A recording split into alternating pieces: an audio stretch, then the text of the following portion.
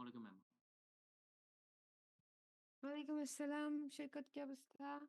Ma'am আলহামদুলিল্লাহ ভালো আছেন? এই তো আলহামদুলিল্লাহ ম্যাম ভালো আছি। ক্লাসটা কি রেকর্ড করা যাবে? হ্যাঁ, হ্যাঁ, আমি তোমাদেরকে পারমিশন দিয়ে দেই। তোমরা রেকর্ড আচ্ছা, করলে মনে হয় ভালো হয়। তাড়াতাড়ি পেয়ে যাবা। জি ম্যাম। দাঁড়াও, আমি তোমাকে কো-হোস্ট করে দিচ্ছি। ম্যাম মাহফুজা নামকে করে দেন। ওরটাই করা হয় সবগুলো। কারটায় কাকে করে দিব? হাফিজ। আচ্ছা, ঠিক আছে। আমি তাহলে ওকে করে দিচ্ছি। মাহফুজ আনাম 2320, সরি 2310, বাকিটুকু দেখা যাচ্ছে না। দাঁড়াও। লাস্টে ম্যাম 93। আচ্ছা, আমি কো-হোস্ট। হ্যাঁ, আমি ওকে কো-হোস্ট করে দিলাম। আরো কাউকে করে দিব নাকি একজনকেই করে দিলে হবে? ম্যাম একজন করে দিলে হবে। মানে আচ্ছা, এটা ঠিক দিয়ে দেবো আছে। করে। আমি কো-হোস্ট করে দিয়েছি। যাকে কো-হোস্ট করলাম সে একটু দেখো তো রেকর্ডিং অন করতে পারো কিনা?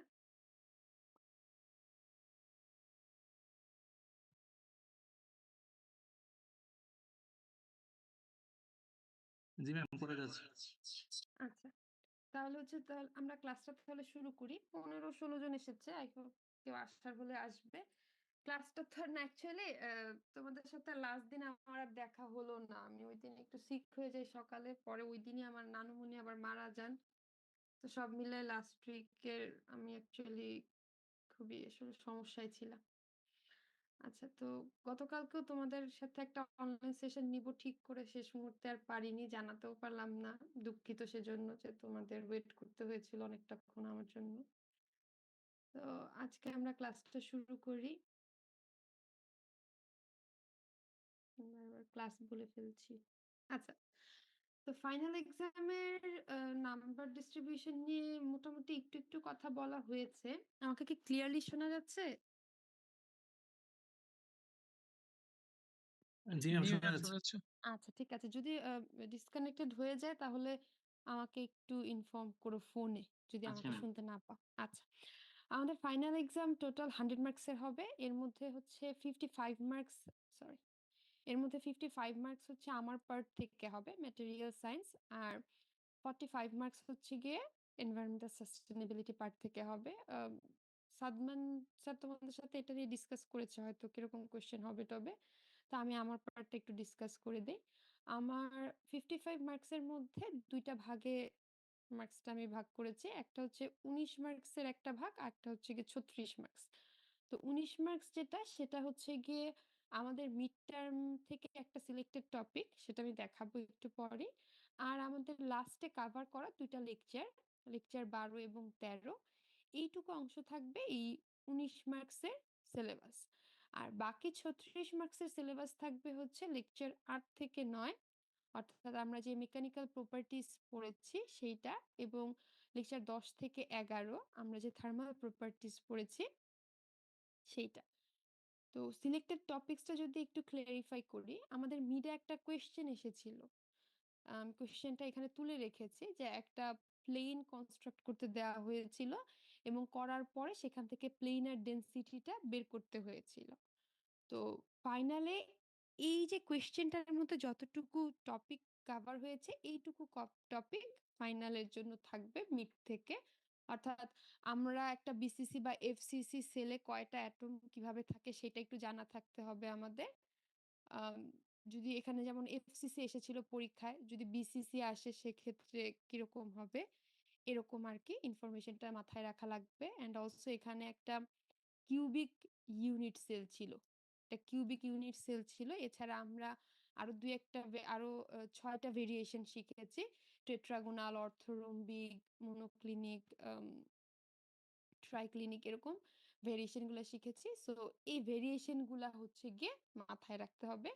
আর আলাদা করে হেক্সাগোনাল ইউনিট সেলের কথাটা লিখলাম এই জন্যই যে অনেক সময় আমরা শুধুমাত্র এই কিউব টাইপের সেলগুলো দেখতে দেখতে হেক্সাগোনের কথাটা ভুলে যাই, তাই আলাদা করে আবার হেক্সাগোনাল ইউনিট সেলের কথাটাও লিখলাম, যে হেক্সাগোনাল ইউনিট সেলেরও কিন্তু প্লেন নির্ণয় করা আমরা দেখেছি। সেইটা কিন্তু এই প্লেন নির্ণয় করতে পারা টপিকের অন্তর্ভুক্ত। এবং আরো একটা কথা আমি এখন একটু মনে করিয়ে দিতে চাই, যে হেক্সাগোনাল ইউনিট সেলের মধ্যে কিন্তু কোনো ফর্মুলা ইউজ করতে হয় না।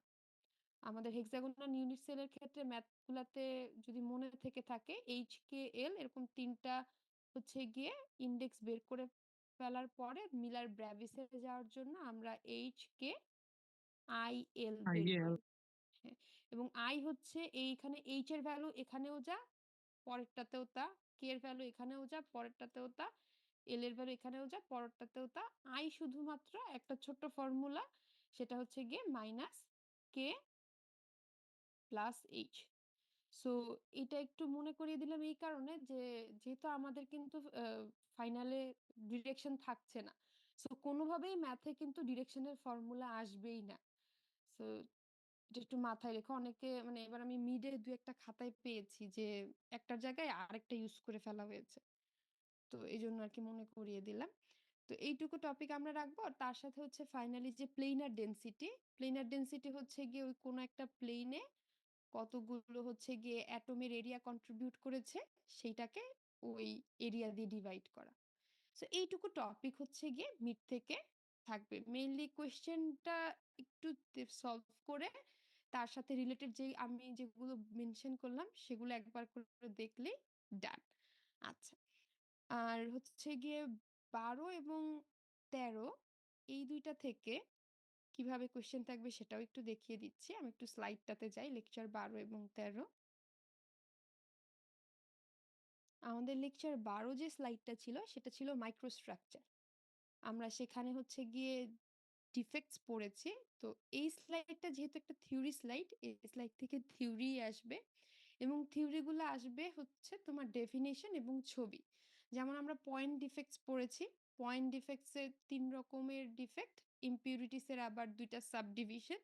সো এদের ডেফিনেশন এবং ছবিটা ক্লিয়ার একটা স্কেচ আঁকতে পারতে হবে। ক্লাসে একবার মেনশন করেছি, আবারও মেনশন করছি যে এখানে 2টা আলাদা ছবি আছে এবং অনেক অ্যাটম আঁকা আছে। এক্সামে আসলে এত অ্যাটম এঁকে 2টা ছবি আঁকা লাগবে না, একটা ছবিতেই আমরা দেখিয়ে দিব ক্লাসে ড্রয়িং করে জিনিসটা দেখানো হয়েছে, সো ওইভাবেই ফলো করবা। আবার হচ্ছে লাইন ডিফেক্টসও বলে দেওয়া হয়েছে যে এজ ডিসলোকেশনের ছবিটাই শুধু শিখতে হবে, স্ক্রু শিখা লাগবে না। সো ডেফিনেশন এবং ছবি। ইন্টারফেসিয়ালেও এখানে এক্সটার্নালের ছবিটা শিখতে বলেছি। ডেফিনেশন গুলা হুবহু স্লাইড থেকে লিখতে হবে না, তোমার ভাষায় লিখলেই হবে, যে জিনিসটা মেইন কথাটা ঠিক রাখলেই হবে, তাহলেই হচ্ছে ফুল মার্কস পাওয়া যাবে। গ্রেইন বাউন্ডারিজের ডেফিনেশনটা জানতে বলেছি, কোনটাকে স্মল অ্যাঙ্গেল কোনটাকে হাই অ্যাঙ্গেল বলে। এখানে এটা জাস্ট একটা বোঝানোর জন্য একটা স্লাইড অ্যাড করা হয়েছিল এটা। আর টুইন বাউন্ডারিটা ইম্পর্টেন্ট বলেছি, এটা ডেফিনেশন এবং ছবি আঁকা, এটা ইম্পর্টেন্ট। ভলিউম ডিফেক্টসে শুধু ডেফিনেশনই পড়তে হবে, আর ডেফিনেশন মানে 3টা লাইন এখানে আছে অ্যাকচুয়ালি। সো জাস্ট ডেফিনেশনটা কি কি ধরনের ভলিউম ডিফেক্টস হয় এগুলো একটু জাস্ট জানা থাকতে হবে। দেন আমাদের এই স্লাইডটা শেষ। এখানে 2টা স্লাইড এক্সট্রা আছে, এগুলো আমরা হচ্ছে জানার জন্য দেখেছি। আর 13 নম্বর স্লাইড যেটা ছিল সেটা ছিল হচ্ছে গিয়ে আমাদের nano particles in cement based materials. এই স্লাইডটা থেকে টোটাল 4টা স্লাইড অ্যাকচুয়ালি পড়তে হবে।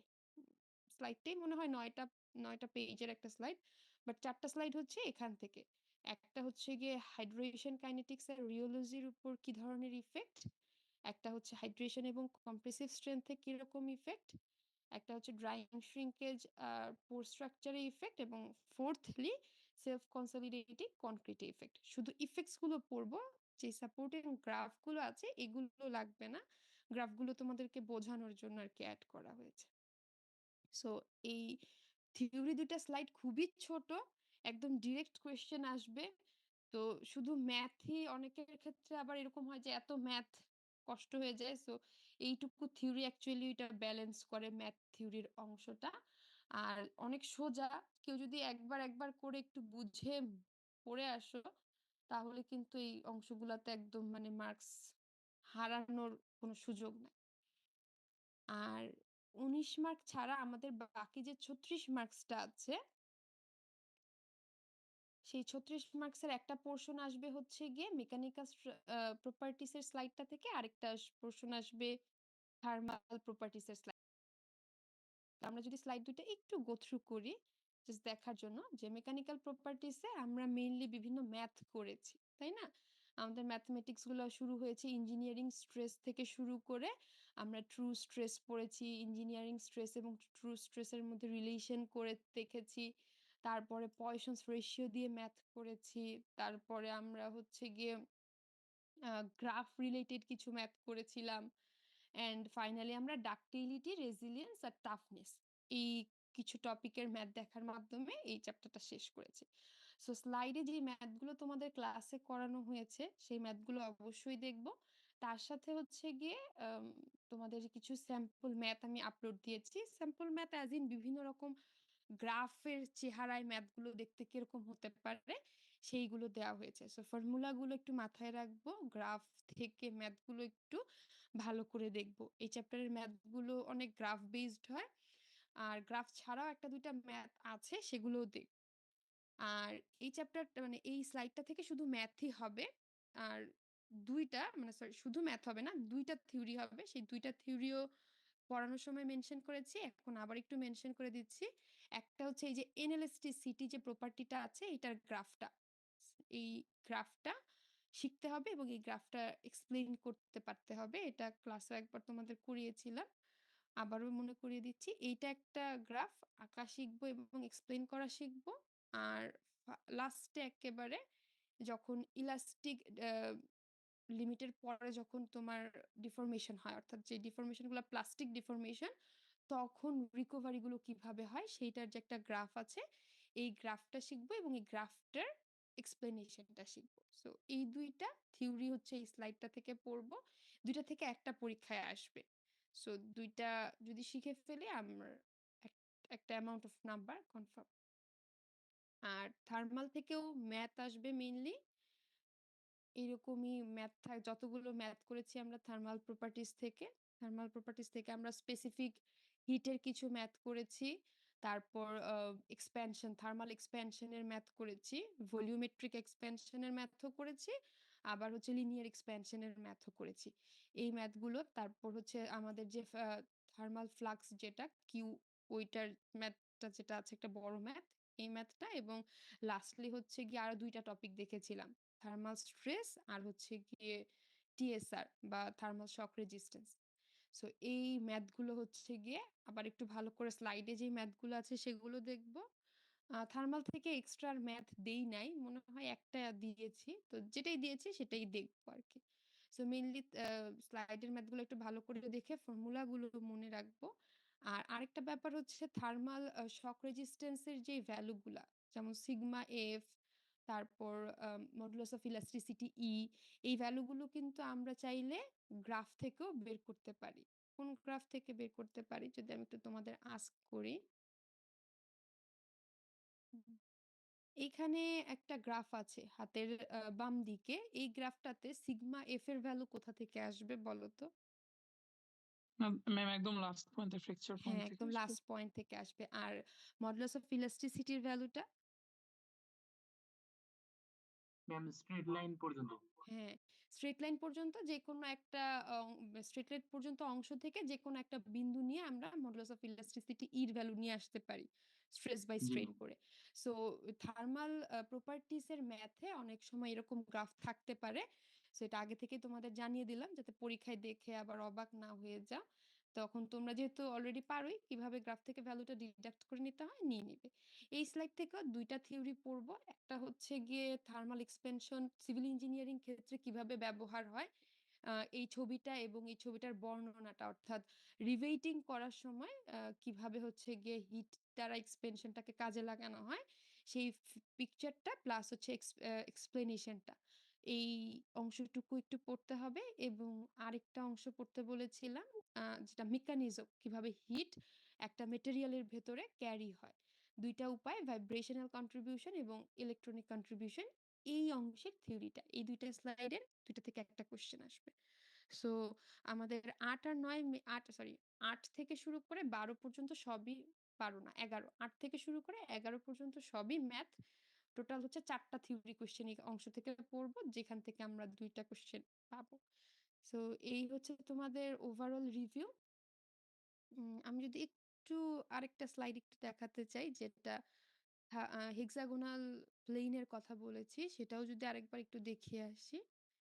জিনিসটা দেখালো হলো না, বা এটা দেখিয়ে ফেলে। এই যে হেক্সাগোনাল প্লেন নির্ণয় অথবা হেক্সাগোনাল প্লেন দেয়া থাকলে সেটা কনস্ট্রাক্ট করা এই অংশটাও কিন্তু থাকছে আমার, ঠিক আছে, মিড থেকে। সো এই হচ্ছে ওভারঅল রিভিউ তোমাদের, মানে সিলেবাসটা পড়ানোর সময়ই আমি চেষ্টা করেছি বলে দেওয়ার কোন জায়গা থেকে কিরকম প্রশ্ন হয়। লাস্টে আবার আজকে একটু সবগুলো একসাথে বলে দিলাম যাতে পরীক্ষার আগে তোমরা একটা ওভারভিউ পাও। এখন কারো কোয়েশ্চেন থাকলে the platform is open, you may ask.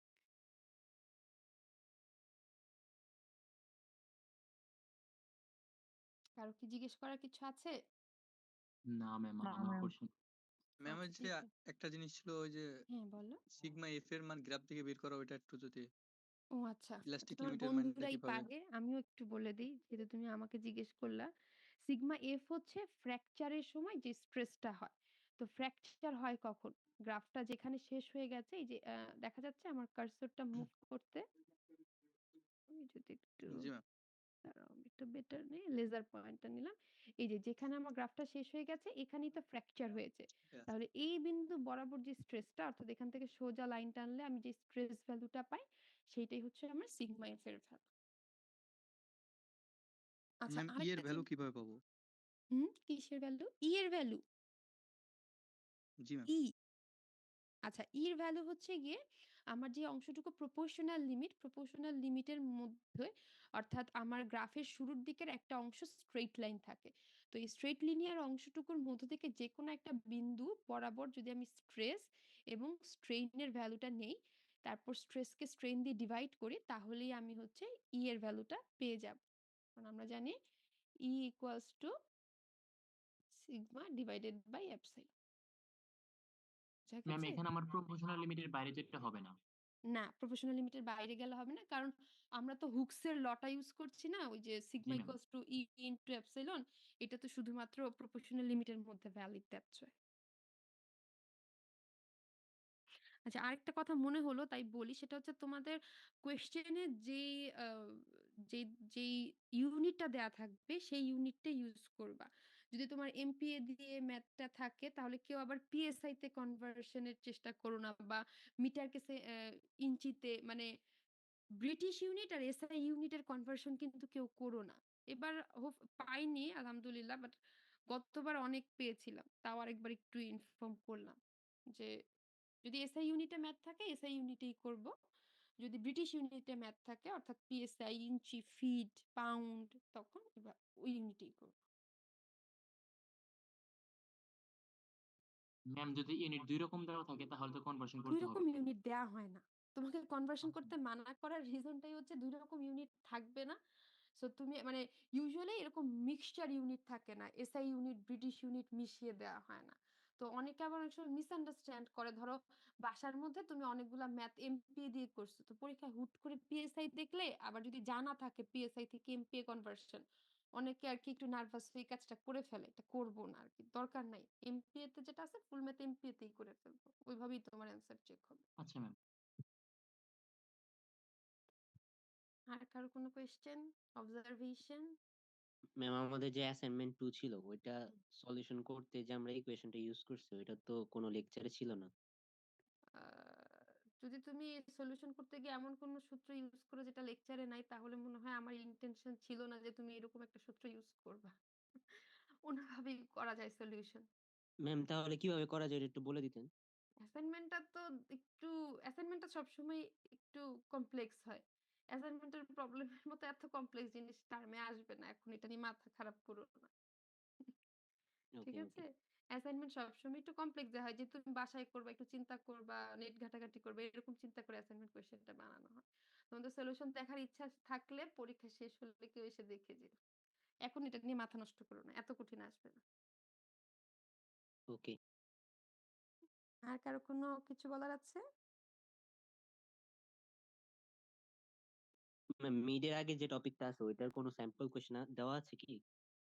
হ্যাঁ, স্যাম্পল কোয়েশ্চেন একটা তো স্লাইডে সলভ করা আছে। এ, মানে একটা তো হচ্ছে মিডের কোয়েশ্চেনটা ইটসেলফ একটা স্যাম্পল কোয়েশ্চেন।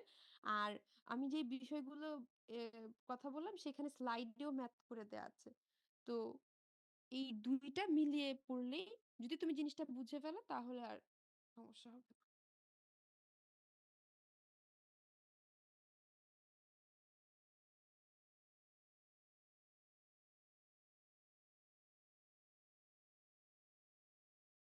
আর কারো কোনো অবজারভেশন আছে? আচ্ছা, যদি না না থাকে হ্যাঁ, বলো। কেউ কিছু না বলতে ম্যাম বললাম চাচ্ছিলে? আর নেই। হ্যাঁ, বলো। ম্যাম ও না বললাম আর নেই। বলছো? হ্যালো? হ্যাঁ ম্যাম বললাম আর অবজারভেশন নেই। ও আচ্ছা, আচ্ছা। ওকে ঠিক আছে। তাহলে আমার পক্ষ থেকে এটুকুই বলার যে আ যেভাবে বলেছি সেভাবে যদি ফলো করে পড়ো অনেক ভালোই হবে পরীক্ষাটা। আম কোয়েশ্চেন একদম সিমিলারই হয়ে থাকে ক্লাসে প্র্যাকটিসের মতোই। ভালো করে প্রিপারেশন নাও। দোয়া থাকলো সবার জন্য। সুস্থ থাকো। ভালো করে পার্টিসিপেট করো। 18 তারিখ এক্সাম, তাই না? জি ম্যাম। জি ম্যাম। আচ্ছা ঠিক আছে। সবার জন্য অনেক শুভকামনা। ধন্যবাদ সবাইকে। আমার জন্য দোয়া করো। ঠিক আছে? আল্লাহ হাফেজ। আসসালামু আসসালামু আলাইকুম। আলাইকুম ম্যাম। ওয়ালাইকুম আসসালাম। ওয়ালাইকুম অ্যাটেন্ডেন্স আসসালাম। নিবে না? অ্যাটেন্ডেন্স নিবে না? না, এটা সবাই প্রেজেন্ট।